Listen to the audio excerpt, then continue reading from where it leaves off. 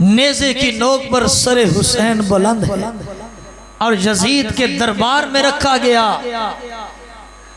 سیدزادوں کو بیڑیوں میں اور ہتھ کڑیوں میں جکڑ دیا گیا ہے۔ کمزور اور بیمار امام زین العابدین بھی دربار میں موجود ہیں۔ حضرت سیدہ زینب بھی دربار میں ہیں۔ ان سب کے سامنے امام علی مقام کا سر رکھا گیا۔ جب سر حسین رکھا گیا یزید کے دربار میں تو یزید نے ایک چھڑی منگوائی اور چھڑی منگوا کے امام علی مقام کے ہونٹوں پہ چھڑی مارنے لگا۔ ایک صحابی موجود تھے ابو بردہ اسلمی، آپ کی چیخیں نکل گئیں، کہتے ہیں ظالمہ ان ہونٹوں پر چھڑیاں مار رہے ہو، میں نے اپنی آنکھوں سے دیکھا حضور ان ہونٹوں پر بوسے لیا کرتے تھے، اس چہرے پر ظلم کر رہے ہو، یہ تو وہ چہرہ ہے جسے حضور چوما کرتے تھے۔ سب کی چیخیں نکل گئیں۔ جب امام علی مقام کے سر مبارک کو رکھا گیا، یزید سامنے تھا، باتیں ہونے لگیں۔ یزید کہتا ہے آج ہم جیت گئے، آج ہم کامیاب ہو گئے۔ باتیں کرتے کرتے اس نے امام زین العابدین کی طرف دیکھا اور کہا یہ کون ہے؟ امام زین العابدین نے فرمایا میرا نام علی ہے۔ کہتا ہے علی تو شہید ہو گئے؟ آپ نے فرمایا حسین کا ایک علی نہیں ہے، امام حسین کے 3 علی ہیں۔ ایک علی اکبر ہیں جو کربلا میں شہید ہوئے، ایک علی اصغر ہیں جو 6 ماہ کی عمر میں کربلا میں شہید ہوئے، اور ایک علی اوسط ہیں جن کو امام زین العابدین کہا جاتا ہے۔ تم کتنے علی مارو گے؟ آج بھی علی زندہ ہے۔ یزید کہنے لگا اپنے اہلکاروں کو اس علی کو بھی قتل کرو۔ سیدہ زینب جرأت کی علمدار ہیں، آپ آگے بڑھتی ہیں اور اپنے ویر زین العابدین کو گلے سے لگا لیتی ہیں اور کہتی ہیں اے یزید تو نے بڑے ظلم کیے ہیں لیکن میں چپ رہی، تو نے جوان علی اکبر کو شہید کروا دیا لیکن زینب چپ رہی، تم نے قاسم کی لاش کو کربلا کے میدان میں رون دیا لیکن میں چپ رہی، تو نے ننھے علی اصغر کے حلق پر تیر چلوا دیا لیکن میں چپ رہی، اونو محمد جاتے رہے لیکن زینب چپ رہی ہے۔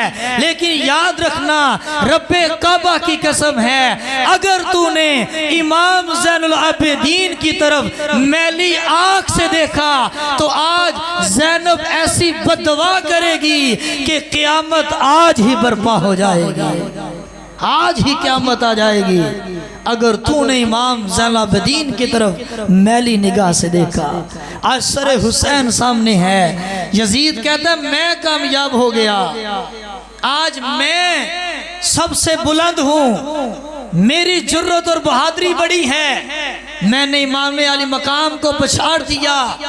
سیدہ زینب اٹھتی ہیں اور خطبہ ارشاد فرماتی ہیں۔ سیدہ زینب کا خطبہ کوئی عام نہیں، یہ جرت کی پاسدار ہیں، وفا کی علمدار ہیں، اپنے ویر کی وفاؤں کی ایک نشانی ہیں۔ علماء فرماتے ہیں کربلا کی 2 داستانیں ہیں، ایک میدان کربلا میں جو امام حسین نے لکھی ہے اور ایک دمشق کے بازار میں جو سیدہ زینب نے لکھی ہے۔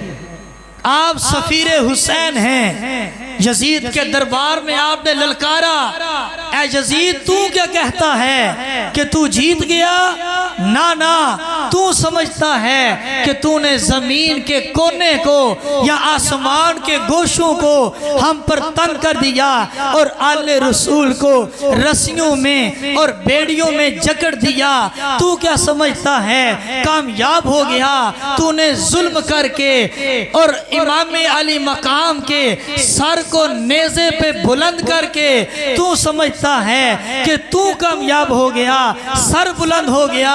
نانا ایسا نہیں ہے۔ سیدہ زینب خطبہ دے رہی ہیں کہ ایک وقت آئے گا اے یزید تیرا نشان نام و نشان مٹ جائے گا، تیرا نام لینے والا کوئی نہیں ہوگا۔ ایک صحابی نبینا بیٹھے ہوئے تھے، اس نے کسی ساتھ والے کو ہاتھ لگا کر پوچھا کہ یہ کون بول رہا ہے؟ کیا دربار میں علی آ گئے؟ جب سیدہ زینب کا خطبہ سنا تو نبینا صحابی کہنے لگے کیا دربار میں علی تو نہیں آ گئے؟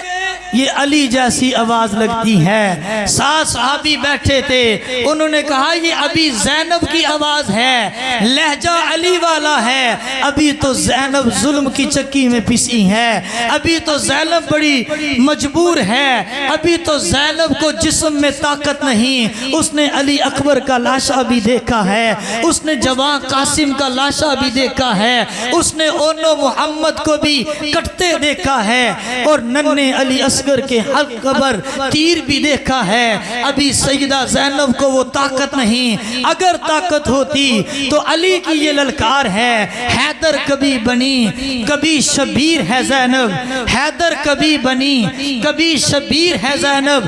قرآن اگر حسین ہے تو تفسیر ہے زینب، حفظ و اما کی دین پہ زنجیر ہے زینب، باد حسین نانا کی سفیر ہے زینب۔ اور بے تیغ لڑکے عباس علمدار بن گئی، اور لہجے میں آج حیدر کرار بن گئی۔ سیدہ زینب خطبہ دے رہی ہے، اے یزید تو کیا سمجھتا ہے؟ امام علی مقام کے سر کو بلند کر کے نیزے پہ چڑھا کے تو سر بلند ہو گیا، تیرا نام اونچا ہو گیا، یاد رکھنا ایک دن تیرا نام و نشان مٹ جائے گا۔ وہاں ایک یزیدی کہنے لگا دیکھو تمہارا نام و نشان، تمہارا نام لینے والا کوئی نہیں رہا، آج کے بعد تمہارا کوئی نام نہیں لے گا۔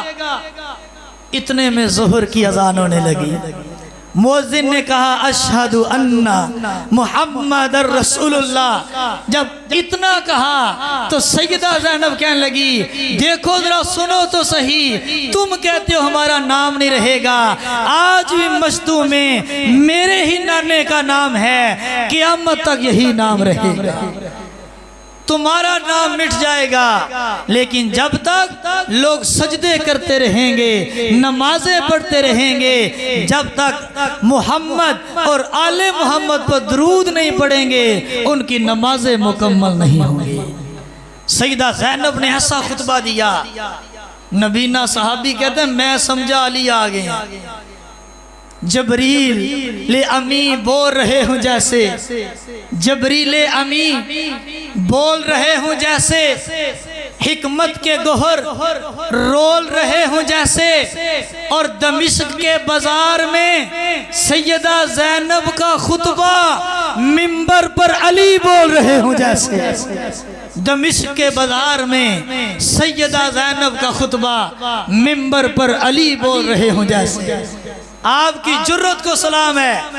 آج کی کوئی عورت ہوتی، کوئی بیٹے دنیا میں چلے جاتے، کوئی جوان بیٹا کوئی بھائی چلا جاتا، واہ ویلا کرتی، بال نوچتی، سیدہ زینب کو سلام ہے، آپ نے جرت کا پیغام دیا ہے۔ کیونکہ اگر سیدہ زینب مظلوم بن جاتی، یزید کے دربار میں نہ بولتی، تو یزیدی کہتے کہ ہم جیت گئے، ہم بڑے جابر ہیں، ہم بڑے بہادر ہیں۔ لیکن سیدہ زینب کی بہادری نے جوان علی اکبر کے جانے کے بعد بھی، ساری لاشوں کو اٹھانے کے بعد بھی، سیدہ زینب کے خطبے نے پھر مسلمانوں کو اور سیدزادوں کو بہادر کر دیا۔ آج سوشل میڈیا پر اپنے انداز میں کربلا بیان کی جاتی ہے، مجبور تھے، لاچار تھے، سیدوں سیدزادیوں کو تماچے مارے گئے، تو کپڑے نوچے گئے، تو دوپٹے اتارے گئے۔ میں کہتا ہوں وہ یہ سیدہ زینب وہ ہیں کہ جن کی ماں سیدہ فاطمہ زہرا آپ کے سر مبارک سے کبھی دوپٹہ نہیں اترا، تو آپ کی